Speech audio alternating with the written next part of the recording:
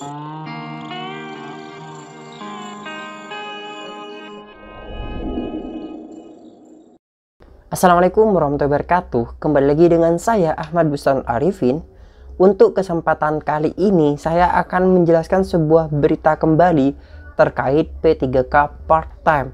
Sebelumnya saya sudah membahas tentang isu tentang adanya P3K part-time kepada Bapak Ibu semua. Bapak bisa lihat video saya sebelumnya. Nah, kali ini saya akan memberikan sebuah informasi dari CNBC Indonesia terkait dengan gaji P3K part-time.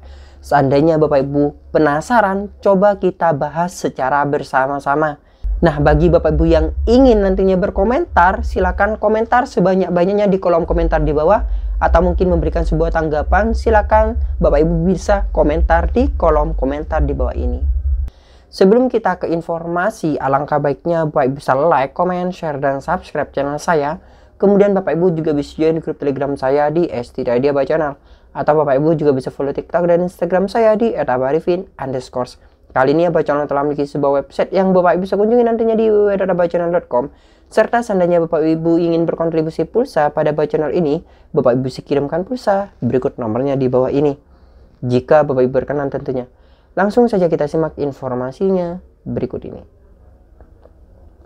Nah, pada kesempatan kali ini saya akan memberikan sebuah informasi ataupun berita dari salah satu media yaitu CNBC Indonesia terkait dengan adanya P3K part-time. Untuk judul dari berita tersebut adalah bakal ada PNS part-time berapa sih gajinya? Nah, di sini yang dibahas adalah gaji tentang P3K part-time yang telah menjadi topik saat ini. Dalam beberapa hari ini maksud saya. Nah, coba kita langsung simak Bapak Ibu beritanya. Di sini dari CNBC Indonesia, seperti yang saya sampaikan dari CNBC Indonesia, tim redaksi CNBC Indonesia, bahwasanya Jakarta CNBC Indonesia, pemerintah dikabarkan akan menambah unsur baru dalam status pekerjaan aparatur sipil negara atau yakni pegawai pemerintah dengan perjanjian kerja atau P3K paruh waktu atau biasa dikenal dengan part-time. Hal itu termuat dalam rancangan undang-undang tentang perubahan atas Undang-Undang Nomor 5 Tahun 2014 tentang Aparatur Sipil Negara atau RUU ASN. Adapun tujuan pembentukan unsur baru ini adalah untuk mengakomodir para tenaga honorer di lingkungan pemerintah yang akan dihapus statusnya pada 28 November tahun 2023. Jadi isu dengan adanya part-time tersebut, P3K part-time, adalah untuk mengakomodir sebuah kasus di mana saat ini banyak tenaga non-ASN. Nah, 2,3 juta tersebut jika dihapus mau dikemanakan? Nah, isu seperti itu maka terdapat isu juga bahwasanya akan ada P3K part-time sebagai solusi. Sekali lagi pada kesempatan sebelumnya saya sudah jelaskan bahwasanya untuk informasi tersebut memang disampaikan oleh salah satu dari pihak BKN, akan tapi masih belum menjadi pembahasan topik terpenting atau utama. Yang menjadi topik utama adalah yaitu 3 opsi yang telah saya sampaikan di video sebelumnya.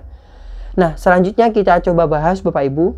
Anggota Panitia Kerja atau Panja RUU ASN Komisi 2 DPR, Gus Pardigaus mengatakan unsur baru itu dapat jadi solusi bagi tenaga honorer supaya tidak kehilangan pekerjaannya dan menurun pendapatan mereka, sekaligus tanpa menambah beban anggaran pemerintah untuk belanja pegawai demi mengangkat 2,3 juta tenaga honorer hasil verifikasi pemerintah. Ini menjadi win-win solution. Kalau paruh waktu tentu anggaran gajinya tidak sama dengan full time, jadi meringankan anggaran negara. Di satu sisi para honorer ada kepastian dia bekerja di pemerintahan.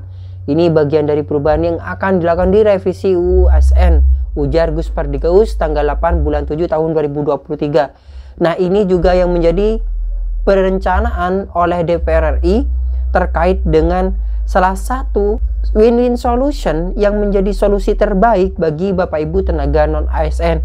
Ingat, ini masih wacana. Nanti kalau misalnya sudah disahkan akan saya informasikan kepada Bapak Ibu semua. Mengenai nominal gaji, Gus Pardigaus menyebut pemerintah dan DPR belum membahasnya, termasuk menyepakati perihal tugas dan fungsi mereka. Meski begitu, pastinya P3K part-time memiliki gaji yang lebih kecil. Hal itu dikarenakan P3K part-time memiliki perbedaan mekanisme kerja dengan tenaga honorer selama ini. Sebab P3K part-time hanya bekerja berdasarkan waktu yang disepakati sehingga tak harus seharian bekerja di kantor pemerintah, baik di pusat maupun daerah seperti tenaga honorer selama ini. Jadi Bapak Ibu, P3K part-time ini nantinya memang ada kontrak kerja yang telah disepakati. Kalau dari hasil ini ya Bapak Ibu, dari hasil pemberitaan ini. Nah ini masih wacana. Nantinya gaji yang akan dibayarkan itu tidak sama dengan P3K yang full time seperti itu. Nah memang kalau misalnya dari mekanisme kinerjanya yang hanya 4 jam, otomatis gajinya tidak akan sebesar gaji dari P3K full time. Dan ini juga bisa meringankan beban anggaran negara, itu yang disampaikan di sini. Namun berdasarkan aturan besaran gaji honorer di seluruh Indonesia telah ditetapkan dalam Peraturan Menteri Keuangan atau PMK nomor 83 PMK 02 2022. Dari aturan tersebut diketahui besaran gaji honorer tertinggi ada di DKI Jakarta, di mana gaji satpam mencapai 5,6 juta. Sementara itu, untuk prambekti, gaji tertinggi berada di Papua sebesar 4,18 juta. Tentunya dengan adanya revisi UASN, maka besaran ini dapat saja berubah dan menyesuaikan aturan yang baru. Gus Pardi menegaskan RUU ASN ini akan bisa dirampungkan sebelum masuknya masa reses pada tanggal 14 Juli 2023. Dengan demikian, ia berharap RUU ini bisa segera disahkan di dalam rapat paripurna terdekat, sehingga tak lagi harus ditunda-tunda atau tertunda-tunda seperti sebelumnya. Nah, Bapak Gus Pardi Gaus ini, Bapak Ibu menyampaikan bahwasanya aturan tersebut RUU ASN itu harus disahkan sebelum 14 Juli tahun 2023, di mana sebelum adanya masa reses. Nah, memang Bapak Ibu kalau kita melihat dari P3K tenaga teknis, Bapak Gus Pardi Gaus ini termasuk orang yang sering menggencar-gencarnya memikirkan nasib para honorer maupun tenaga teknis, Bapak Ibu. Artinya sebelum reseslah masa sidang itu.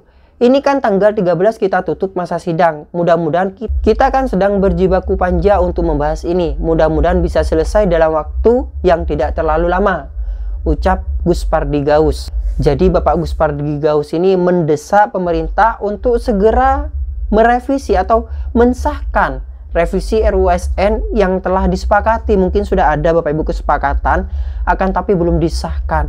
Nah, sebelum adanya masa reses, tanggal 14 itu maksimal yang telah disampaikan oleh Bapak Gus Pardi Gaus. Sekarang sudah tanggal 10 Juli, semoga di tanggal 13 ataupun di hari berikut ini itu sudah bisa ada informasi lebih lanjutnya. Dan juga untuk tenaga teknis juga ada informasi lebih lanjut. Kita harap semoga yang terbaik untuk semuanya. Dan bagi Bapak Ibu yang ingin berkomentar, silakan komentar berikut di kolom komentar di bawah ini. Nah, mungkin sekian informasi yang dapat saya sampaikan kepada Bapak Ibu semua. Kurang lebihnya saya mohon maaf. Semoga informasi ini bermanfaat kepada Bapak Ibu semua. Bagi Bapak Ibu yang baru menemukan channel ini, jangan lupa untuk like, comment, share, dan subscribe channel saya. Aktifkan notifikasi di channel ini dan jadikan Abah Channel sebagai rekan atau sahabat Bapak Ibu untuk mencari sebuah informasi. Wassalamualaikum warahmatullahi wabarakatuh.